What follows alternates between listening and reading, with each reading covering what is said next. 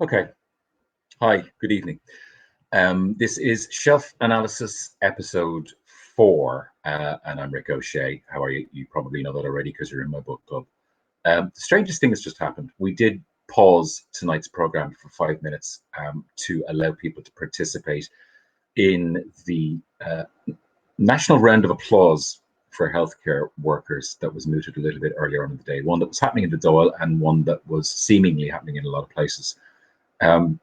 We went and stood outside our front door at about a minute to, and everybody, there's nobody out there, so you're not sure whether anybody else is going to participate too. You don't want to be the only one person on. We live on kind of a long row of old council houses, and then you see other people looking out the window, and you see them just kind of nudging through the door to see if anyone else is, and then everybody looks at everybody else.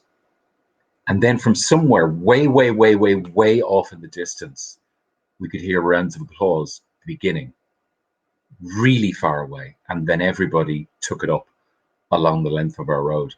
And that was a genuinely strange, genuinely moving community moment. And I wasn't necessarily expecting that to happen as it did. The second part was that as we were continuing our round of applause, there was a lady walking up the street smoking a cigarette like this. I don't think she was fully aware of what was going on.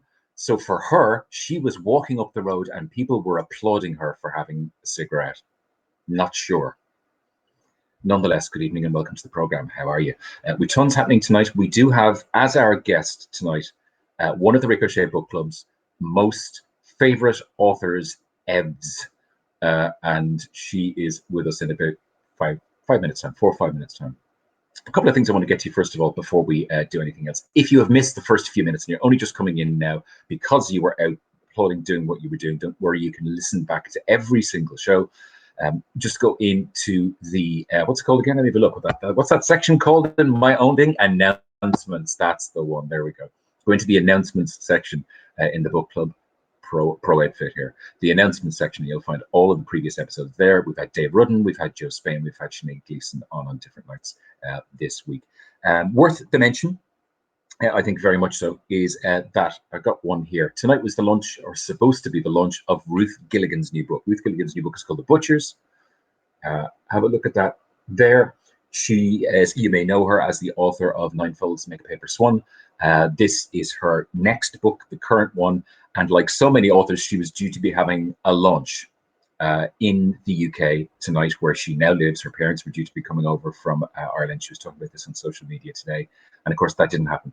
And that's not happening for a lot of people. So all I hear, again, apologies, Ruth, I haven't gotten to it yet. I am going to. The TBR, we showed this last night, it's just this shelf and the one below it, and it's vast. But all I've heard is really incredibly good things about it. The book is called The Butchers. There you go. And that's by Ruth Gilligan. And Ruth was due to be launching her book tonight. The show has kind of taken legs of its own, just so you're aware. I wasn't really planning on this becoming a thing. We have the first 2 weeks already lined up, and we have all of our authors lined up for next week's shows as well. We are now lining up authors into the week after that. And technically, although I'm not supposed to tell you, I'm going into my own rules here. I'm not telling you who's on and where we're going. I'm not going to tell you who they are, but we will be talking to authors in the UK and in the United States and in Scandinavia over the next couple of weeks, amongst others. For those people who've been asking, can you check out these interviews elsewhere, anywhere other than in the book club? Because obviously you need to be a member of the book club to be in there. Our friends at RTE Culture are going to start showing some of these select interviews over on the wonderful RTE Culture website. Just go and check it out. rte.ie/culture is where you'll find that. A couple of things before we get into our I'm going to go over here to the right-hand side before we get over to our author tonight. I've been mentioning, certainly over the course of the last little while, books that you could potentially be using as ways of making your mental health a little bit better, making yourself feel slightly more grounded and more human in these troubling times. We're not going to use that phrase. So today, yeah, what happens? Chris Hemsworth. It's fine. I've been rattling on about the boy, the mole, the fox, and the horse, by Charlie Maxey for quite some time now. Chris Hemsworth look at him with his chin and his hair and his superhero pectorals. God, I love that man. But nonetheless, he's out there today recommending that. And I hope that Charlie Maxey sells a bazillion of those books off the back of that. Yesterday, and over the last couple of days, we were talking about things that you might potentially read if you're feeling yourself a bit stuck at the moment. Lots of people are feeling a little bit stuck at the moment. I'm feeling a little bit stuck at the moment. And you're finding it hard to get into reading anything. So last night, Liz took the advice from earlier in the week and decided to start looking at poetry. So a couple of poetry collections. You can get them. You can grab them online. They are all hugely worth your time.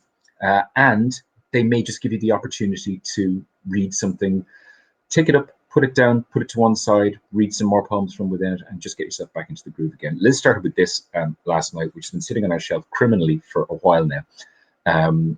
He was given a Lifetime Achievement Award at the Board Gosh Energy Irish Book Awards, I'm thinking last year, the year before, Thomas Kinsella. And we went out and bought a couple of gorgeous editions of these. These are wonderful. They're on Pepper Canister Press. And that's Poems from Centre City. Liz, my wonderful other half, is feeling nostalgic for her office on Bagot Street because she's working from home now at the moment. And she was bordering on tears last night just because Bagot Street is being described.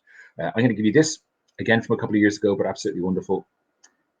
Irish poet Martin Dyer, Maiden Names was his maiden collection. That is one of my favorite collections of Irish poetry for years. There is a gorgeous poem in it called Surrounded Bergerac, which I think you might love. Martin Dyer, Maiden Names is what you're looking for. I'm also going to suggest, as the antidote to everything in life, pretty much. Hello, Sarah. I hope you're watching Sarah Clancy's The Truth and Other Stories. Sarah is a Galway poet.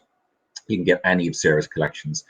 Pretty much, she writes in the most extraordinary fashion. She will make you see the world in a different way. She will definitely make you laugh. And finally, this from last year's one, that's been much thumbed at this point and much tabbed, is the Seamus Heaney 100 Poems, the hardback Seamus Heaney 100 Poems collection, which was put out by Faber and Faber quite recently as well. All of those hugely worth your while. Now, let's see what Carina's up to tonight, in case you haven't been watching the program prior to now. Carina is one of our houseplants. She was the star of the very first demo show that we did. I didn't really fully realize that Carina was going to become the star of the show. Thank you to everybody who's been asking about Carina and how she's getting on. Carina is, where have we got? Let's go to Carina Cam and see what she's up to.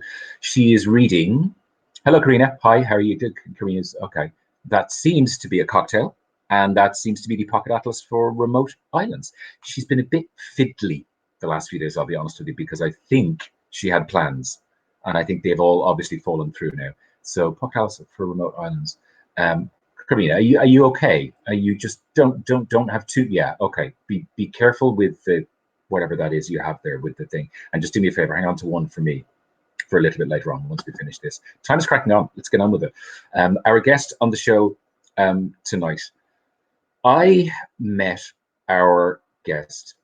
I met her immediately after having read her first book, Unraveling Oliver. I knew nothing about Liz Nugent at the time.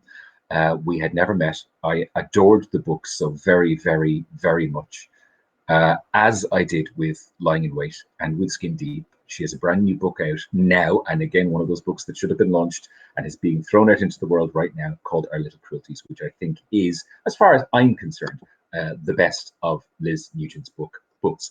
So hang on, can you hear me and can I hear you? Liz Nugent, hello. Hang on, wait, no, I've got to unmute you. Wait, this is the second time this has happened. There we go. Now, Liz Nugent. I can hear you perfectly. And I can hear you perfectly now. How are you? I was just out applauding with my neighbours, 3 of them. but we could hear applause in the distance and cars honking horns and everything. So it was really sweet. It was that strange thing, because it happened for us as well. We first of all heard it way off in the distance somewhere, and it just kind of, it was like a wave that made its way up the road towards us. It was lovely. Well, we live in a tiny cul-de-sac like you in a former council estate, and our next door neighbour was taken away in an ambulance this morning. So I'm kind of, I hope she's okay. So obviously there was nobody in her house to applaud, but I'm applauding the medics who took her away and hope that she's okay. Yeah, I mean, the first question I've been asking everybody when they've been coming on the program this week is about your situation, about where you are now, because for everybody that I've talked to this week, their situation is different in terms of both work and in terms of how you're getting on with being at home, and are you at home, and so how have the last maybe week, 10 days been for you? Kind of up and down. I was doing American copy edits for Our Little Cruelties, which in America is going to be called Little Cruelties. They're taking out the R because they want a short, snappier title, I think for hashtag reasons. And so I was going through copy edits for that, and spotted a couple of errors that have made it. Oh, there it is. Yeah, there it is. Spotted a couple of errors that made it into this Ireland and UK version that were picked up by the American copy editors. So I think I'll have to come up with a prize for somebody who spots the error in the year 1984. That's all I'll say for now. Okay, that's fine. And you know that already there are people in the book club going, imagine what's happened there. I've had a look. I've been, because there are people who already have copies of the book. What I asked I don't know everybody, how they got them. well, they're out in the real world, and the people are taking pictures of them. They've turned up. Oh, I know. There's They're brilliant. There's a black market for your work, and you know it. I hope so. Tell me as well about, because obviously you are one of those authors who is in that position that your book was due, it's ready, it's coming out now, it's coming out into the real world. There would have been hoopla and launches and festivals to come across the course of the summer. How's that been for you? Well, everything's pretty much been cancelled. I think I might be on Tuberty next week. I might be on the Today Show, the RT Today Show next week, but a live link up from Dublin. I'm on Matt Cooper one of the days, possibly Wednesday. I'm not entirely sure what the schedule is because everything keeps moving. But I'll post it on my Facebook or Twitter page if anybody wants to see me. But I'm sure, you all know me by now. I feel like, because I'm part of the club, I feel like everybody knows me. And sometimes when people start talking about my books on your book club, I generally stay silent until somebody, attacks somebody for not liking my book, because I kind of think that's a bit unfair, because people have the right to not like my books. And you weighed in when somebody says I don't like Liz Nugent. You go, fair play, absolutely, I can understand that. Yeah, there's a reverse logic. To live with me. You think it's bad? Yeah. Maybe just briefly before we move into what you have on the shelves behind you and all the other stuff, tell us a little bit about the new book. Tell us what happens. Explain Our Little Cruelties to us. Well, it's about three brothers who have a very fractious relationship, and it takes them from childhood to middle age, really the span of my life, from childhood to I'm now 52, and they're kind of late 40s, early 50s by the end of the book. At the start of the book, you know that one of them is in a coffin, but you don't know which one is dead, and you don't know which brother has killed him. But you know that somebody is feeling guilty. I'll just leave it at that. And you are the absolute queen of the first paragraph tease, sometimes even the first line tease, and after line one or line two, it's like, okay, we're in. Yeah. Okay. Okay, before we get into the books, just really briefly, I quite like this. Some comments in already. Emily says, since I read Unraveling Oliver in just under 2 hours, I have imbibed Liz's books with glee. Jane says she got Our Little Cruelties delivered today from Charlie Burns' bookshop, and says that she's starting it tonight. Charlie Burns. Not even black market. And Angela says, love all the books, but Our Little Cruelties is wonderful. I'm already halfway through it and I'm loving it as well. People, they'll have it done by the end of the night. That's amazing. Because it's 380 pages, I think. It's quite long. Tell me then, you're going to pick some of the books on your bookshelves tonight and show them off to us. The idea was that every author who comes on the show will pick 3 books. I don't want to put criteria on them. They don't have to be in any particular box. Just 3 books you want to go, read these. We think these are good. So what have you done? Well, I've called on my wonderful assistant here, because I would just have such a hard time choosing 3 books. Mm-hmm. So behind me are some of my favorite books. So I've just asked my husband to pick out 3. So he's going to do that now because At random. Okay. at random. So, okay, I don't know what he's got. Okay. Okay. And the winner is? And the winner is A Fine Balance. Whoop. Yeah. Oh, yeah. That's the one. A Fine Balance by Rohinton Mystery. This is a Okay. very well-thumbed copy. And I don't even quite know why it is well-thumbed. Oh, look, I've got my name in it. I It wrote must my be yours. name in it. Well, it means that it's ancient because I stopped writing my name in books years ago.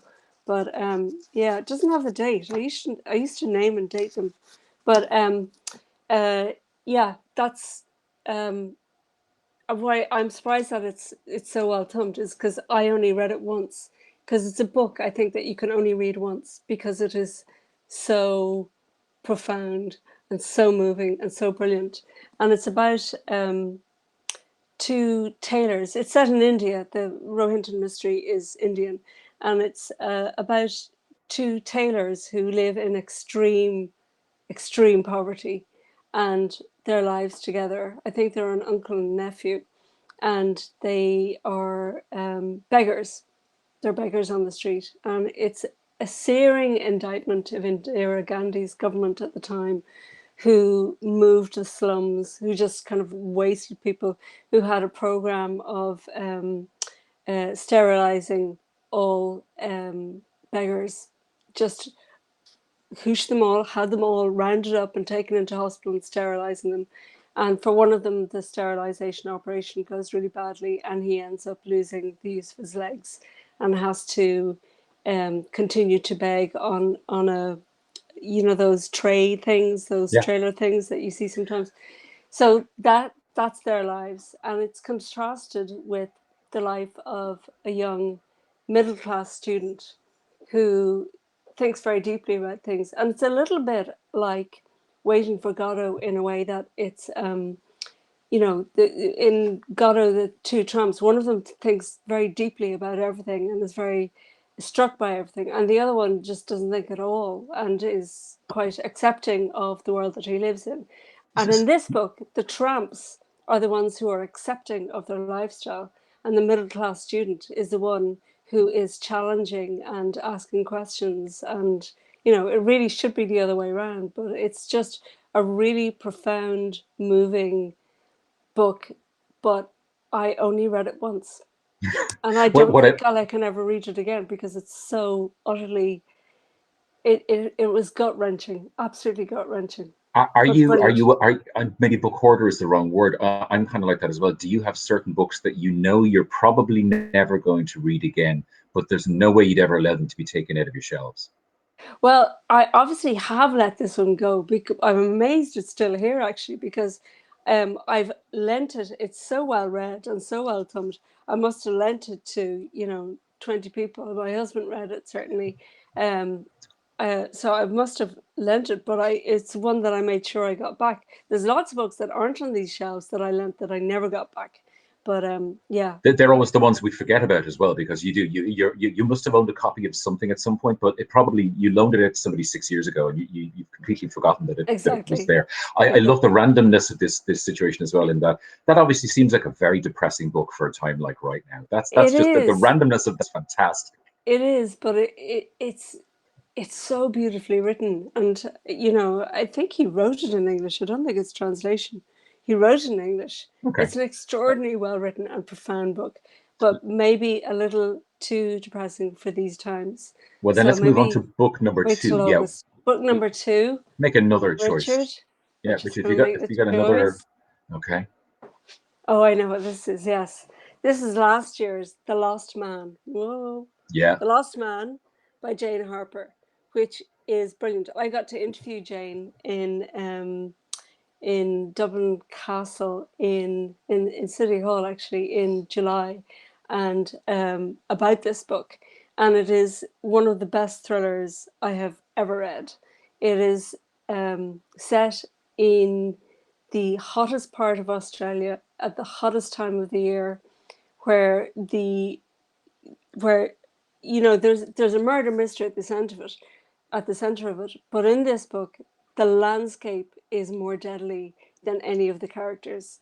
I mean, there are so many things that you can die of in this book because of the terrain, because of the snakes, because of, you know, running out of water. You can't be outside your car for outside of your Yeah. air-conditioned car for more than 20 minutes. I or think it's you one of will those die. reasons I have a Yeah. lifelong fear of going to Australia and probably never will. There are just way too many things that can kill me. I'm okay with that. That's Yeah, fine. And that's yeah, without introducing a murder story into yeah. it as well. But the characters are really well drawn. They're about a family, and we learn fairly soon that the central character has isolated himself from the rest of his family, but the reasons for that are not really well known. So he lives on a cattle station about 100 or 200 miles from the rest of his family. But I mean, there are no neighbors between them.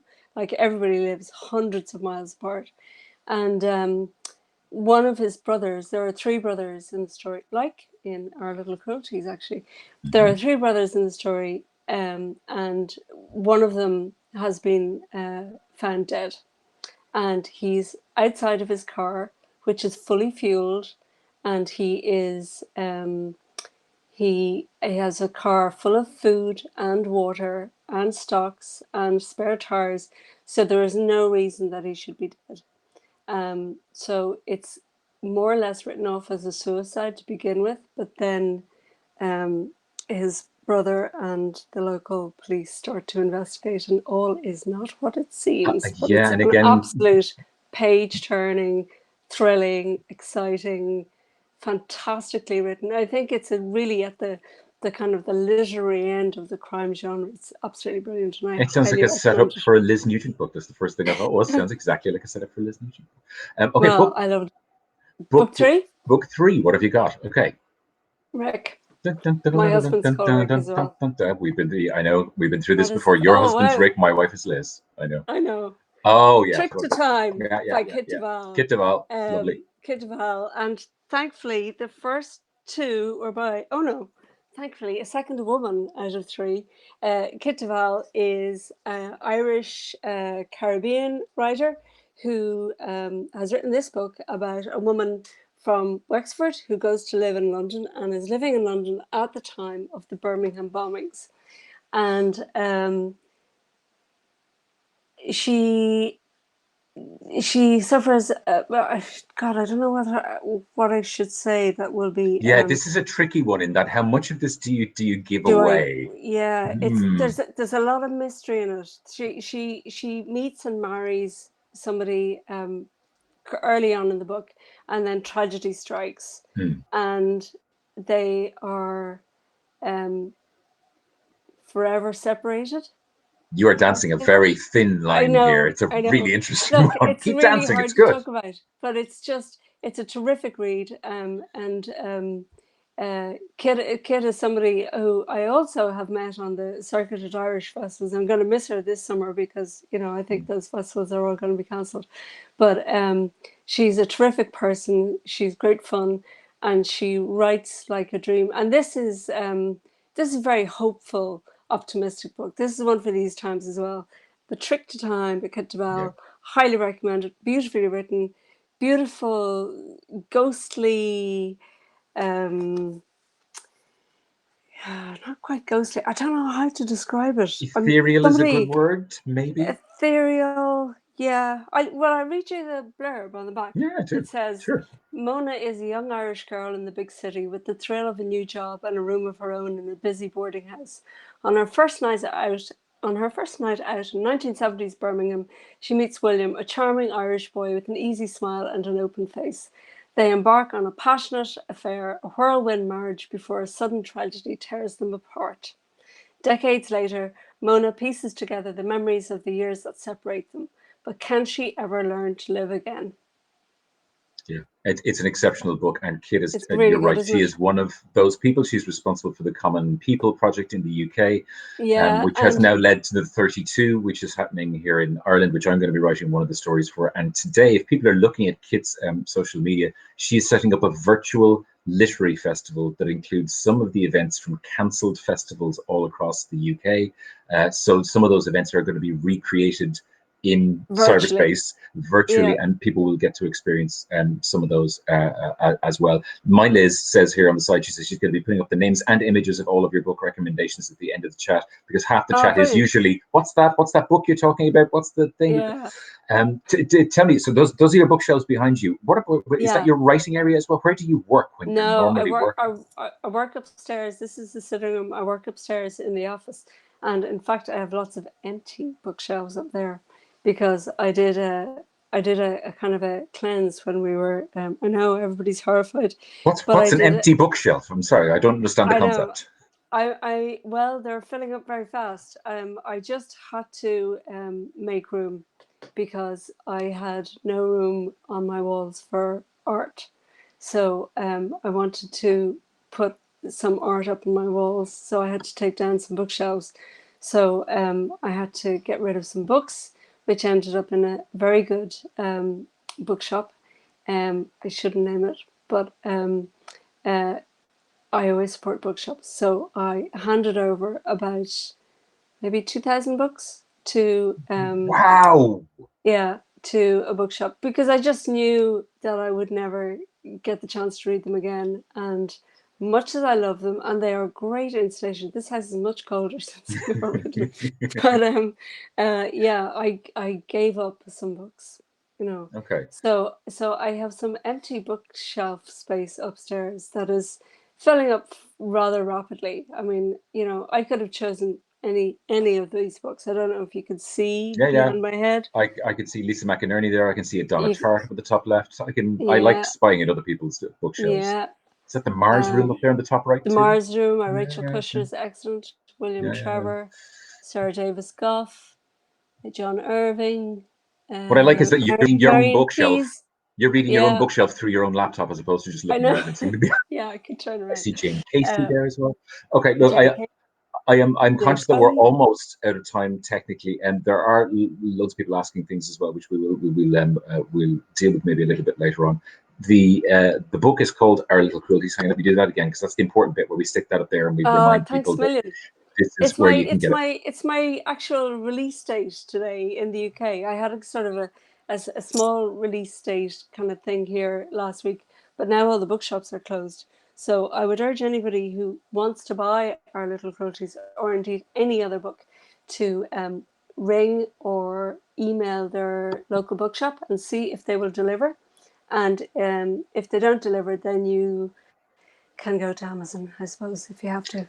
So I think there are so many Irish bookstores that I see people talking to me and saying that, yeah, that they're doing deliveries, they're rushed off their feet, that some of them are exceptionally busy at the moment. So yeah, start with Irish bricks and mortar bookstores. It's always the way to go. Liz Nugent, it is weird that you and I are talking to each other across this way, given that, you know, we know each other and that we meet each other in reality all the time. But I think you've interviewed. I think this is probably the 7th time you've interviewed. Possibly, yeah. That seems and not the plausible. last. No, not the no, last. definitely not. And as everybody is saying in real life and in virtual, this will all be over soon, and then we will all meet each other, and there will be beverages involved. I know. Can you imagine the hugs?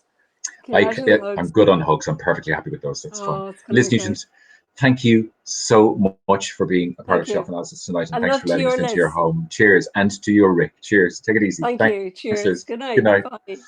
Oh. Right. Well, that's the end of that for now. Hang on, let me do that with this, because I got to turn off. There you go. I got to turn off this. There you go. Her noise. Because yes, I'm both director and presenter of this show. That's it for tonight and for Shelf Analysis. We have another Shelf Analysis coming for you tomorrow night. There will be a brand new guest. I'm really looking forward to tomorrow night's one and all of the ones next week, I have to be honest with you. And we are already rolling into the week after next when it comes to interview guests for the show as well. All of them are archived. You can just go straight back into the book club. You'll find all of the older archived shows there. And other than that, have yourself a lovely, fantastic, brilliant rest of your evening, wherever it is you're up to. And we will see you same time tomorrow night, live here in the Ricochet Book Club at 8 o'clock for Shelf Analysis. And I'll see you tomorrow morning on RTE Gold at 10 a.m. See you then. Bye.